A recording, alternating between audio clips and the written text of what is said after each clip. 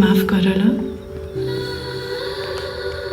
मैले लेखेको यो चिठीको पानामा अक्षरको मसीहरू रहला नरहला, तर मेरो मनमा तिमीसँग बिताएको हरेक पलको न्यानो सम्झनाहरू यो स्वेटरको हरेक कर्बा बुनिएर रहनेछन्।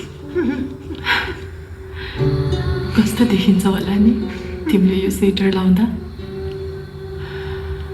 कस्तो हुन्छ होला हामीले देखेको सपनाको घर छाउँदा?